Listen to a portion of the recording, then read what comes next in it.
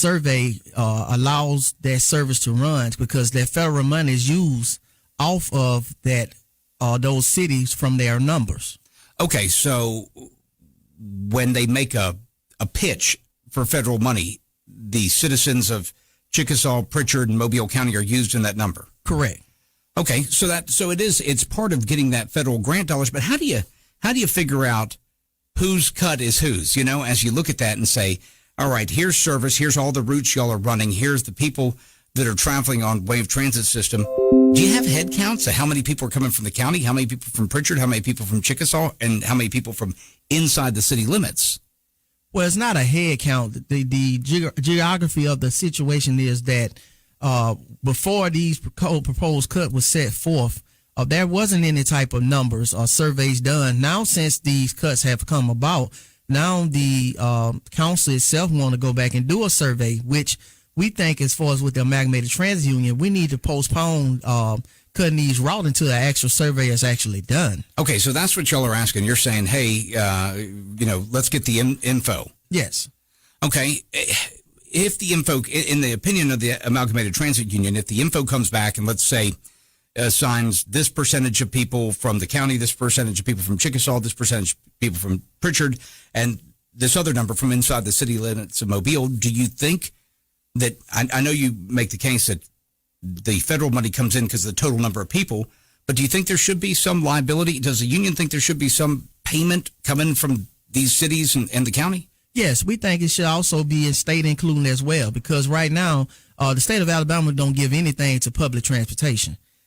We think that all entities, as far as the county, the city, and all local government, should reach out and do something to enhance on getting money for public transportation.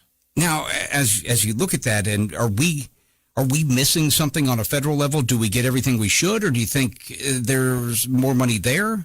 Well, in certain areas, like concerning Pritchard, there are certain grants that's out there that can possibly visit to actually enhance the money that they possibly could give for public transportation. But, the resources is not there as far as within their organization to be able to look that type of funding up.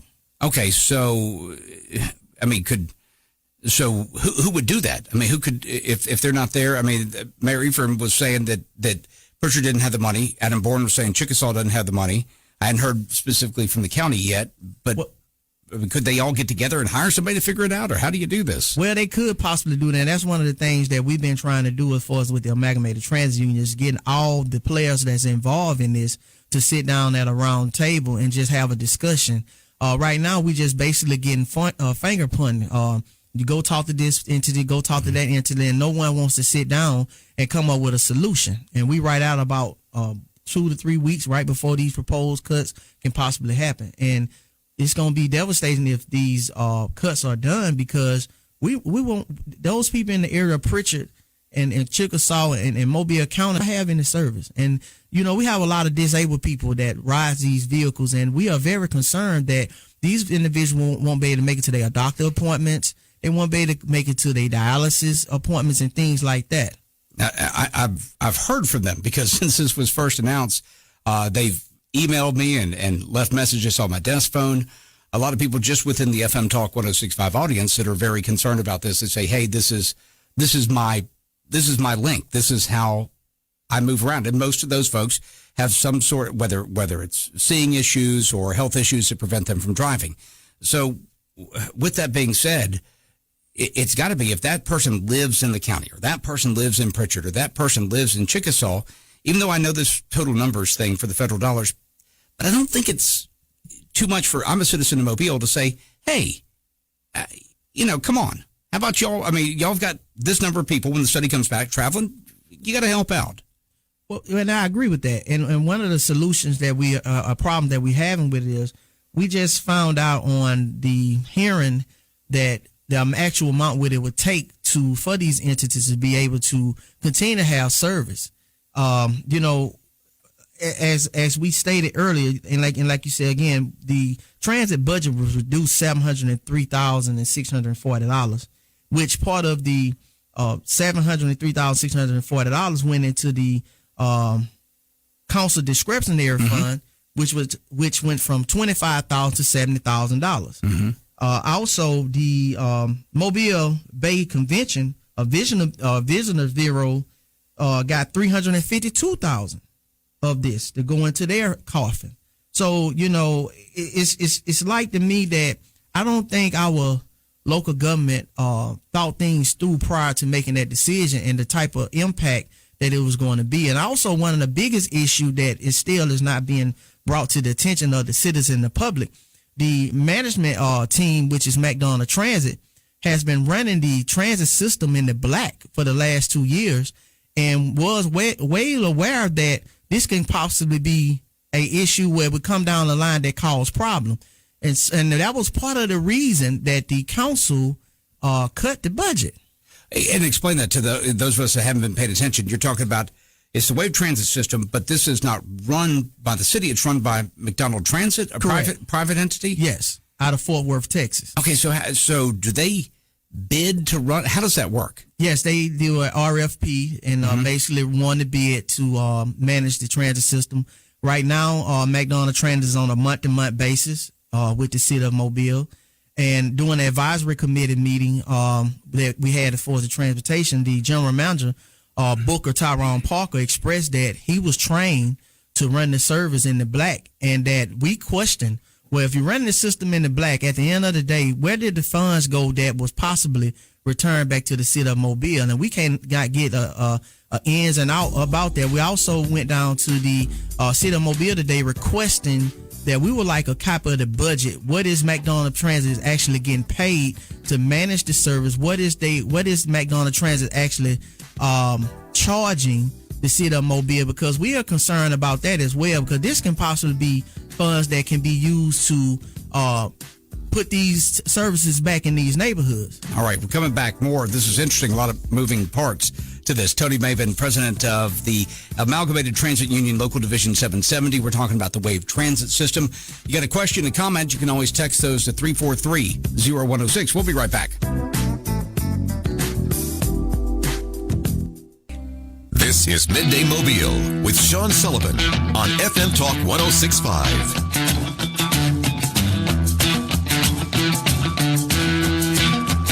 Right, 152 FM Talk 106.5 Midday Mobile on this Monday. Glad you're along. Text line 343-0106, 343-0106. Talking about the Wave Transit System and doing that with Tony Maven, president of the Amalgamated Transit Union Local Division 770, plus Anthony Garland in studio as well. And Antoinette Bryant, we're having a discussion here. I'm learning stuff during the break. I will have you, Tony, help me out, because ever since this discussion started, I keep saying parts of the county, and that means Tillman's Corner, and people correct me and say Tillman's Corner is within the city. Well, 30% of the Tillman's Corner area that the Tillman's Corner Circulator goes in is city. Okay. 70% of it is the county. Okay, so there it is. So I was 70% right. Correct. I'll take that. Listen, I'll take that any day. All right, the situation is here: $700,000 not allocated to, or $703 not allocated to the Wave Transit System out of the about a $10 million budget, right? It's like $6 million. $6 million. Now, okay. With that moved and moved into the general fund and into the districts, it leaves a deficit, obviously, in the budget. Y'all were pointing out too that McDonald Transit, which is a private company, bids for the right to am I right, to run public transportation in Mobile? Yes. Okay. They do that, and y'all were saying that over time that they were running it too lean, or what exactly was the situation that led to the council thinking, okay, well, there's $700,000 we can take. Well, they was running They was running the system in the black. And basically what that is, they were staying under budget to what the city of Mobile gave them, because one of the things that we didn't figure out is McDonald Transit on a month-to-month basis with the city. And what's possibly is going on, McDonald Transit would like to have a longer deal with the city of Mobile. And if they can show the city of Mobile that, look, we can save you guys money, then the city of Mobile may possibly renew that contract longer than month-to-month basis. And as of now, I think they've been on a month-to-month basis for over a year, and they should be going back out for a bid. But and what I'm trying to understand is why that's bad. As we, the taxpayers, we want the most efficient use of our tax dollars, right? To know they're being used as best as they can be. Well, part of the problem is the buses themselves got 703,000 miles on them. They're worn out. And if he had been using the money as it was allocated to be used for, it can possibly be better buses. The buses have oil out on the back of them where, we send them off to a shop where the company is spending between $20,000 to $25,000 to have engines rebuilt. The company is also not hiring a body man to repair the buses. That is the reason why the buses are going down the city of Mobile with dents and things hanging off them, because we are just lousy about how we doing service as far as taking care of these vehicles. So do we? Who owns the buses? The city of Mobile. City of Mobile owns them, and this is. I mean, because a lot of us don't know if the city owns them, but McDonald Transit runs them. Yes. Okay, so is there any kind of measure where the city can say, once a month or once a quarter, or whatever, we have to come out and score these buses, and if they get below a score, they have to be something done? Or, I mean, well, how do we know? Since I've been there over the last year or so, I haven't seen a city official to come out to actually visit the property, to also visit the actual ongoing service within the transit system itself. They rely on McDonald Transit to inform them the different things that is going on with the property and the buses themselves. As you talked about the funding sources, I was back to the same thing that led us to talking together.